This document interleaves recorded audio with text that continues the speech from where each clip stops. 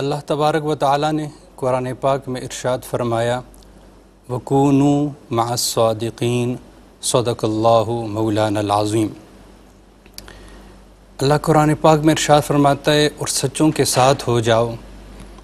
انہی سچوں کی تفسیر میں سے آج جس ہستی کا ذکر آپ کے سامنے کرنے جا رہا ہوں، میری مراد محبوب سبحانی قندیل لامکانی شیخ عبد القادر جیلانی رضی اللہ تعالی عنہ، غوث اعظم دین من ایمان من، غوث اعظم جان جانے پنجتن۔ سیدنا شیخ عبد القادر جیلانی رضی اللہ تعالی عنہ، آپ کی ولادت بسعادت یکم رمضان المبارک 470 ہجری میں ہوئی۔ آپ کی والدہ محترمہ فرماتی ہیں آپ بچپن ہی سے شریعت مطہرہ کا احترام کرتے تھے۔ آپ کی ولادت بسعادت ہوئی۔ آپ کی والدہ محترمہ فرماتی ہیں رمضان المبارک کا بابرکت مہینہ تھا، عظمتوں والا مہینہ تھا، اور اس پورے رمضان میں آپ رضی اللہ تعالیٰ عنہ نے دن کے وقت دودھ نوش نہ فرمایا، دودھ کی طلب نہ فرمائی، دودھ کے لیے ضد نہ فرمائی۔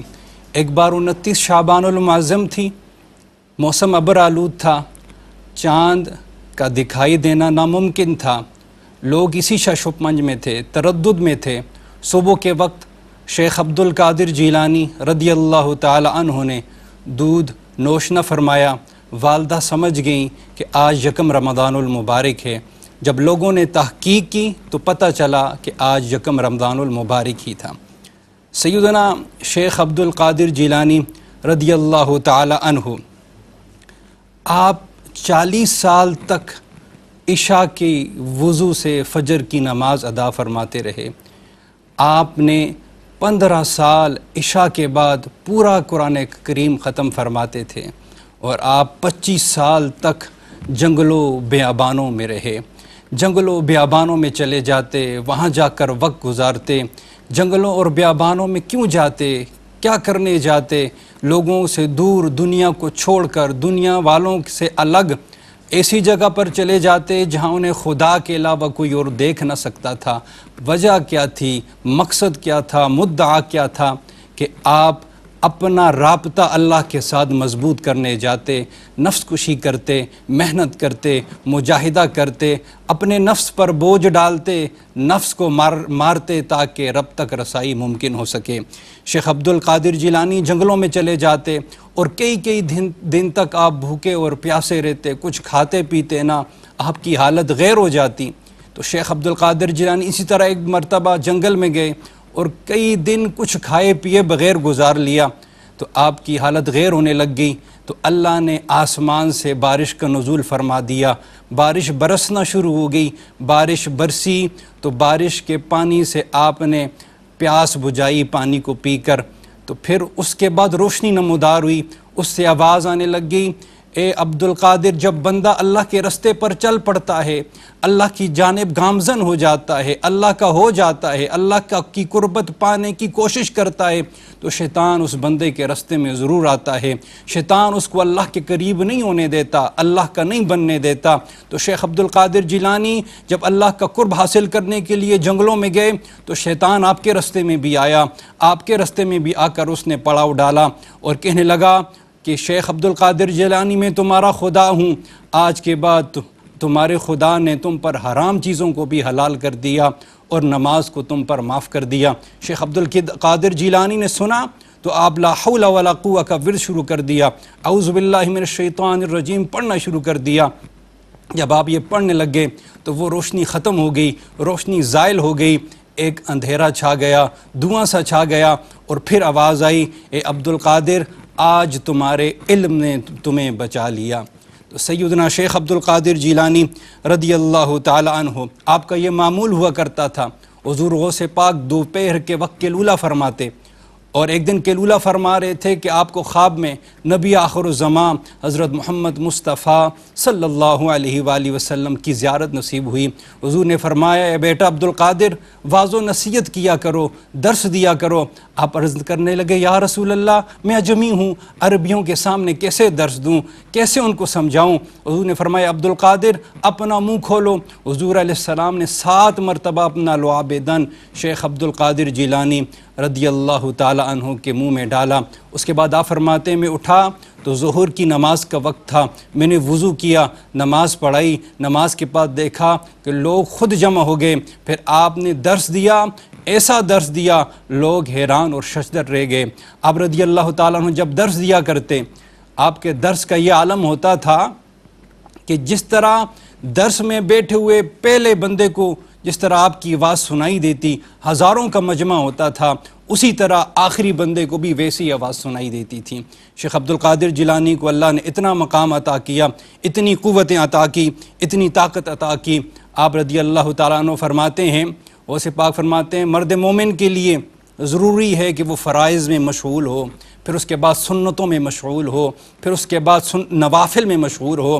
آپ نے فرمایا جو فرضوں کو چھوڑ کر نوافل میں مشغول ہو جاتا ہے تو اللہ اسے ذلیل فرما دیتا ہے۔ اور اس کی مثال آپ نے یوں بیان فرمائی، اگر کوئی بادشاہ کسی کو بلائے، کسی خادم کو بلائے، وہ خادم بادشاہ کے پاس آنے کی بجائے بادشاہ کے کسی امیر خادم کے پاس چلا جائے جو بادشاہ کے ماتحت ہو، تو آپ فرائض پر کیوں زور فرماتے؟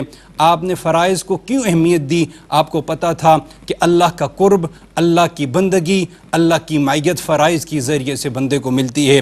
سیدنا شیخ عبدالقادر جیلانی آپ کی سیرت پاک میں یہ بات شامل تھی کہ حضور غوث پاک یتیموں، بیواؤں، محتاجوں کا خیال رکھتے، آپ یتیموں کے سروں پر دست شفقت رکھتے، آپ مسکینوں کے ساتھ بیٹھا کرتے تھے، آپ غریبوں کی مدد فرمایا کرتے تھے، اور آپ نے تعلیم بھی یہ دی غریبوں مسکینوں کی مدد کرتے رہنا۔ جس کا کوئی نہیں ہوتا تھا غوث پاک اس کے بن جاتے تھے، جس کا کوئی مدد نہیں کرتا تھا غوث پاک اس کی مدد کے لیے پہنچ جایا کرتے تھے۔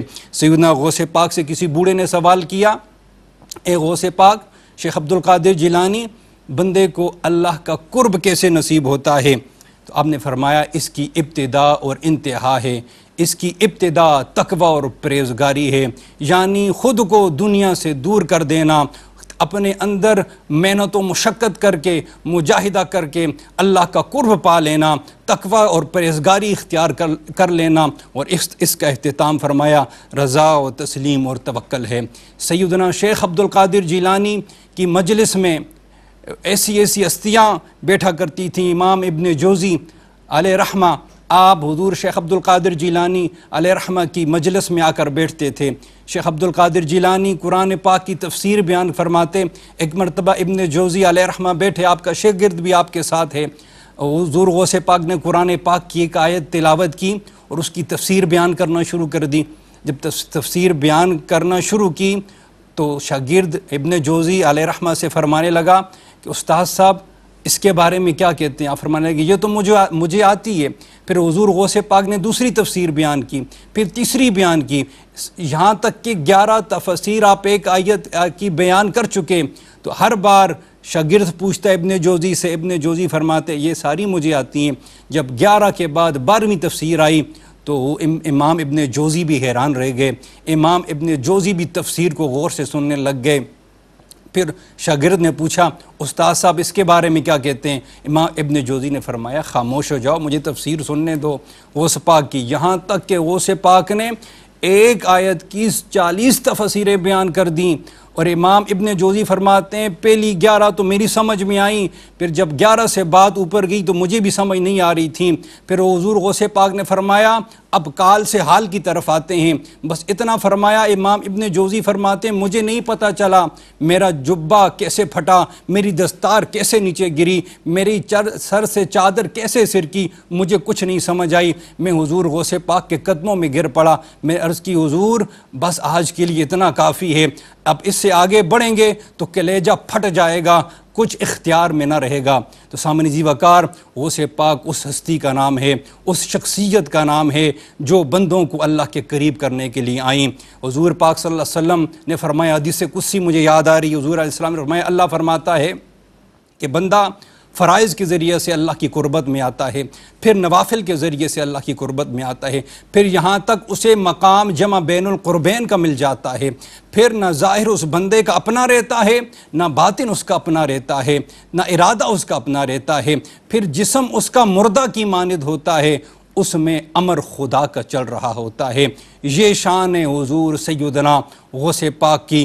دیکھنے میں آنکھیں حضور غوث پاک کی ہوتی ہیں، لیکن اس میں نور خدا کا جلوہ فروز ہوتا ہے۔ دیکھنے میں کان حضور غوث پاک کے ہوتے ہیں، لیکن اس میں نور خدا کا جلوہ فروز ہوتا ہے۔ دیکھنے میں ہاتھ حضور غوث پاک کے ہوتے ہیں، لیکن ان میں طاقت خدا کی آ جاتی ہے۔ دیکھنے میں قدم حضور غوث پاک کے ہوتے ہیں، تو جب اٹھاتے ہیں تو جرت خدا کی آ جاتی ہے۔ تو سامعین ذی وقار، اللہ کے ولی دنیا میں آئے، لوگوں کو اللہ کے قریب کرنے کے لیے آئے، درس توحید دیا، لوگوں کو شرک و بدعت سے پاک کیا۔ حضور غوث پاک کی بھی یہی شان ہے۔ حضور غوث پاک کی بھی تعلیمات میں یہ چیزیں شامل ہیں۔ حضور غوث پاک دنیا میں تشریف لائے تو آپ نے لوگوں کو شرک و بدعت سے پاک کیا، لوگوں کو بتوں کی عبادت سے چھڑایا، اور یہ فرمایا، لوگوں عبادت کے لائق صرف اللہ ہے، عبادت اسی کی کرنی ہے، جھکنا اسی کے آگے ہے، معبود اسی کو ماننا ہے، بندگی اسی کی کرنی ہے، مانگنا اسی کی بارگاہ سے ہے۔ تو اولیاء اللہ کا یہ معمول رہا ہے۔ اولیاء اللہ جب بھی دنیا میں تشریف لائے، انہوں نے لوگوں کو شرک و بدعت سے پاک کیا، اور اللہ وحدہ لا شریک کا کلمہ سکھایا۔ سامعین ذی وقار، اللہ قرآن پاک میں اور مقام پر ارشاد فرماتا ہے، یا ایتھا النفس المطمئنہ، نفس مطمئنہ کا ذکر کیا۔ یہ نفس مطمئنہ کیا ہے؟ نفس مطمئنہ کرامات کا نفس ہے، نفس مطمئنہ فیوزات ربانیہ کا نفس ہے، نفس مطمئنہ فیوزات محمدیہ کو سمیٹنے کا فیض ہے۔ نفس مطمئنہ جب بندہ عبادت کے ذریعے سے، فرما برداری کے ذریعے سے، حسن اخلاق کے ذریعے سے، حسن احوال کے ذریعے سے، مختلف گھاٹیوں سے گزرتا ہوا جب صالحیت کے مقام پر قدم رکھتا ہے، تو اللہ کی بارگاہ سے اسے اچھی رغبتیں، اچھی رعنائیاں قرب خدا میں فنا کرتی جاتی ہیں۔ کبھی وہ بندہ فی اللہ کے مقام پر نظر آتا ہے، کبھی وہی بندہ باللہ کے مقام پر نظر آتا ہے، کبھی وہ بندہ الی اللہ کے مقام پر نظر آتا ہے، کبھی وہ بندہ مع اللہ کے مقام پر نظر آتا ہے۔ پھر ایک مقام ایسا ہوتا ہے جہاں سارے مقامات جمع ہو جاتے ہیں۔ پھر جب ان سارے مقامات کو جمع کیا جائے تو سیدنا غوث پاک شیخ عبد القادر جیلانی کی ہستی نظر آتی ہے۔ سامعین ذی وقار، شیخ عبد القادر جیلانی رحمۃ اللہ تعالیٰ علیہ اللہ کے مقرب بندوں میں آپ کا شمار ہوتا ہے۔ شیخ عبد القادر جیلانی کی تعلیمات میں سے یہ تعلیمات ہیں کہ لوگوں مسکینوں کے سروں پر ہاتھ رکھو، یتیموں کے سروں پر ہاتھ رکھو، بیواؤں کے دکھ درد کے ساتھی بنو، غریبوں کے ساتھی بن جاؤ، مسکینوں کو اپنا ہم نشین بنا لو، مسکینوں کو اپنا ہم جلیس بنا لو، ان کے پاس بیٹھا کرو، ان کی قربت میں رہا کرو، ان سے ملایا کرو، تاکہ تمہارے اندر بھی تقوی آئے، تمہارے اندر بھی عاجزی آئے، تمہارے اندر بھی انکساری آئے۔ تو یہ ہمیں اولیاء اللہ کی زندگیوں سے یہ سبق ملتا ہے۔ اولیاء اللہ جتنی بھی دنیا میں آئے، جتنے بھی ولی بنے، وہ ولایت انہیں غوث پاک کے بغیر مل ہی نہیں سکتی۔ جتنے بھی دنیا میں اللہ کے ولی ہیں، ان سب کے سروں پر غوث پاک کا قدم ہے، اور غوث پاک کی مہر جس کے سر پر نہیں، جس کے اوپر نہیں لگی، اسے اللہ ولایت نہیں عطا فرماتا۔ سارے ولی آپ کے مرید ہیں، آپ ولیوں کے شہنشاہ ہیں، ولیوں کے بادشاہ ہیں، ولیوں کے سلطان ہیں۔ شیخ عبد القادر جیلانی رحمۃ اللہ تعالی علیہ، شیخ عبد القادر جیلانی کی ساری زندگی تقوی پر گزری، ساری زندگی اللہ کی عبدیت میں گزری، بندگی میں گزری، فنائیت میں گزری۔ آپ لوگوں کو اللہ کے قریب کرتے چلے گئے، لوگوں کو اللہ وحدہ لا شریک سے ملنا سکھایا، اور لوگوں کے دلوں میں عشق مصطفیٰ کی شمع کو روشن کیا۔ شیخ عبد القادر جیلانی رحمۃ اللہ تعالی علیہ، اللہ نے ایسی خاصیات آپ کو عطا فرمائیں، آپ کے چہرے پر اگر کوئی ایک بار نظر فرما دیتا، نظر ڈال دیتا، تو وہ آپ کا دیوانہ بن جاتا تھا، وہ آپ کا مرید بن جاتا، وہ آپ کی بیعت کیے بغیر نہ رہتا۔ غوث پاک اس ہستی کا نام ہے، جب آپ کہیں جلوہ افروز ہوتے تو لوگوں میں آپ کی ہیبت ہوتی، لوگ آپ کی اتنی ہیبت ہوتی کہ لوگ آپ کے چہرے کو دیکھ کر سمجھ جاتے یہ کوئی اللہ کا ولی بیٹھا ہے، کوئی برگزیدہ بندہ بیٹھا ہے جس کو اللہ نے مقام ولایت عطا فرمایا ہے۔ شیخ عبد القادر جیلانی رحمۃ اللہ تعالی علیہ اپنی زندگی میں لوگوں کو یہ فرما کر چلے گئے، یہ درس دے کر چلے گئے، لوگوں اگر تم بھی اللہ کے قریب ہونا چاہتے ہو، اللہ کا بننا چاہتے ہو، اللہ کا ہونا چاہتے ہو، اللہ کی قربت چاہتے ہو، اللہ کے قریب ہونا چاہتے ہو، تو تمہیں چاہیے کہ تم رسول اللہ صلی اللہ علیہ وآلہ وسلم کی سنتوں کے مطابق اپنی زندگیاں گزارنا شروع کر دو۔ جب تم حضور کی سنتوں کو اپنا لوگے، حضور کی سیرت کو اپنا لوگے، حضور کی تعلیمات کو اپنا لوگے، حضور کی سنتوں کے مطابق تمہارا اوڑھنا بچھونا ہو جائے گا، اور جب تم اپنے آپ کو حضور کی سیرت میں ڈھال لوگے، پھر تمہیں ادھر ادھر جانے کی ضرورت نہیں، تمہیں کچھ اور کرنے کی ضرورت نہیں، پھر کسی محنت اور مشقت کی ضرورت نہیں۔ پہلے تم کہتے تھے میں اللہ سے محبت کرتا ہوں، میں اللہ سے پیار کرتا ہوں، میں اللہ سے عشق کرتا ہوں، جب تم حضور کی سنتوں کو اپنی زندگی کا اوڑھنا بچھونا بنا دو گے، پھر تمہیں کچھ کرنے کی ضرورت نہیں پڑے گی۔ پھر ایک وقت ایسا آئے گا اللہ فرمائے گا اے بندے میں تم سے محبت کرتا ہوں۔ تو غوث پاک اس ہستی کا نام ہے کہ جنہوں نے اپنی زندگی سنت رسول صلی اللہ علیہ وآلہ وسلم کے مطابق گزاری۔ آپ کی زندگی گزری حضور کی سنتوں پر عمل کرتے ہوئے گزری، آپ کی زندگی گزری تو حضور کو کی سیرت کو اپناتے ہوئے گزری، آپ کی زندگی گزری اللہ کی وحدانیت کے پرچار میں گزری، آپ کی زندگی گزری لوگوں کو شرک و بدعات سے پاک کرتے ہوئے گزری، آپ کی زندگی گزری غریبوں محتاجوں مسکینوں کی مدد کرنے میں گزری، آپ کی زندگی گزری تو اللہ کی وحدانیت میں گزری۔ آپ نے لوگوں کو اللہ وحدہ لا شریک سے ملایا، اور آپ کی یہی تعلیمات ہیں، لوگوں اللہ کے قریب ہو جاؤ، اللہ کے بن جاؤ، اپنی زندگیوں میں اپنے دلوں میں اللہ کا ڈر اور خوف پیدا کر لو، اور جس کے دل میں اللہ کا ڈر اور خوف آ جاتا ہے پھر اسے کسی اور سے ڈرنے کی ضرورت نہیں پڑتی، پھر اس کے دل سے دنیا والوں کی محبت نکل جاتی ہے، دنیا والوں کا ڈر نکل جاتا ہے، دنیا والوں کا خوف نکل جاتا ہے، پھر اس کی زندگی میں پھر اس کے دل میں اللہ کی محبت آ جاتی ہے، اور جس کے دل میں اللہ کی محبت اللہ کا ڈر آ جائے پھر اسے کسی اور محبت کی ضرورت نہیں رہتی، پھر دنیا والوں کی محبت الگ، دنیا والوں کی محبت اپنی جگہ پر، بس وہ اللہ کا محب بن جاتا ہے، پھر اللہ اس سے پیار کرنے لگ جاتا ہے، اللہ اس کو اپنا پیارا بنا لیتا ہے، اللہ اس کو اپنا محبوب بنا لیتا ہے۔ تو غوث پاک رضی اللہ تعالی عنہ کی یہی تعلیمات ہیں۔ غوث پاک ہمیں یہی سکھا کر گئے کہ خلق خدا سے پیار کرو، امت مصطفیٰ سے پیار کرو، امت مصطفیٰ کا خیال رکھو، امت مصطفیٰ کے دکھ درد کے ساتھی بن جاؤ، حضور کی امت سے پیار کرنے والے بن جاؤ، اور حضور کی امت کا غم اپنے سینوں میں بسانے والے بن جاؤ۔ یہی ان کی تعلیمات ہیں، یہی آپ کی تعلیمات اور سیرت ہے۔ سامعین وقار، آج ہمیں بھی ضرورت ہے ہم بھی حضور غوث پاک رضی اللہ تعالیٰ عنہ کی زندگیوں کو سامنے رکھ کر اپنی زندگی کا گزاریں کہ کس طرح حضور غوث پاک رضی اللہ تعالیٰ عنہ اپنی زندگی کے معمولات ادا فرماتے تھے۔ حضور غوث پاک کی زندگی کے سامنے رکھ کر اگر زندگی گزارنا شروع کر دی، اللہ ہماری زندگیوں میں برکت عطا فرما دے گا، اللہ ہمارے عمل میں بھی برکت عطا فرما دے گا۔ اللہ مجھے اور آپ کو سیدنا غوث پاک رضی اللہ تعالی عنہ کا ظاہری اور باطنی فیض نصیب فرمائے، اور اسی فیض کے صدقے اللہ ہمارے کاموں میں برکتیں عطا فرمائے۔ آمین۔ وما علینا الا البلاغ المبین۔